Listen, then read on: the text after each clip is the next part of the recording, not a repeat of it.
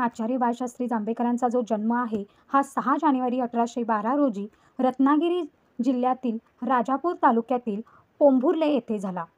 आपल्याला जोड्या लावाला क्वेश्चन्स दिले जाऊ शकतात. एका बाजूला त्यांचा जन्म आणि जन्माचे ठिकाणसुद्धा विचारले जाऊ शकते. त्यामुळे आपल्याला जन्म तारीख, त्याचबरोबर मृत्यू, त्याचबरोबर त्यांचे मूळ गाव, मूळ आडनाव, त्याचबरोबर त्यांचे संपूर्ण नाव हे आपल्याला लक्षात ठेवायचं आहे. आयोग यावरती क्वेश्चन टार्गेट करतो.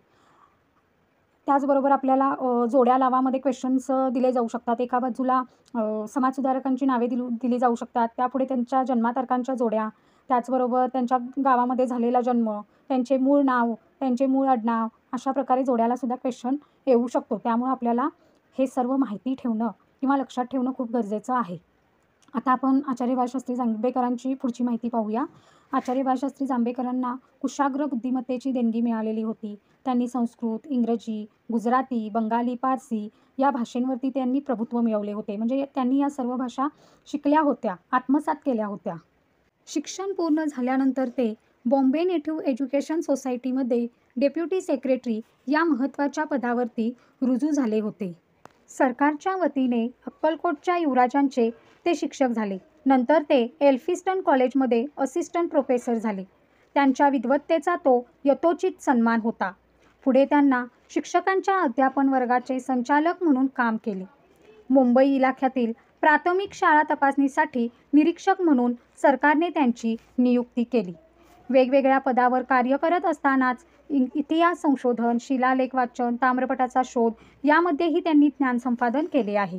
त्यांची ग्रंथसंपदा आपण बघितली तर ती आहे शून्यलब्धी, हिंदुस्थानाचा इतिहास, हिंदुस्थानाचा प्राचीन इतिहास, सार संग्रह, इंग्लंडचा इतिहास इत्यादी त्यांची ग्रंथसंपदा आहे. ज्ञानेश्वरीचे पाठभेदासह संपादनही त्यांनी केलेले आहे.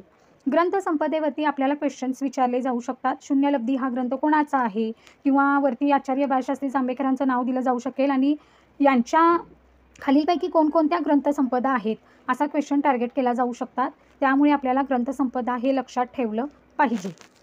वृत्तपत्र हे समाज जागृतीचे अत्यंत महत्त्वाचे साधन आहे हे ओळखून त्यांनी 1832 मध्ये दर्पण हे मराठी भाषेतील पहिले वृत्तपत्र सुरू केले. आपल्याला क्वेश्चन विचारला जाऊ शकतो की मराठी भाषेतील पहिले वृत्तपत्र कोणते, तर ते 1832 मधील दर्पण हे त्याचं आन्सर आहे. त्यामुळे आपल्याला लक्षात ठेवायचं आहे. 1840 मध्ये दिग्दर्शन हे मासिक सुरू केले. आद्य सुधारक, मराठी वृत्तपत्राचे जनक, आद्य इतिहास संशोधक, सुधारणावाद्याचे प्रवर्तक, शिक्षणतज्ज्ञ, श्रेष्ठ पत्रकार, एक व्यवहारवादी सुधारक म्हणून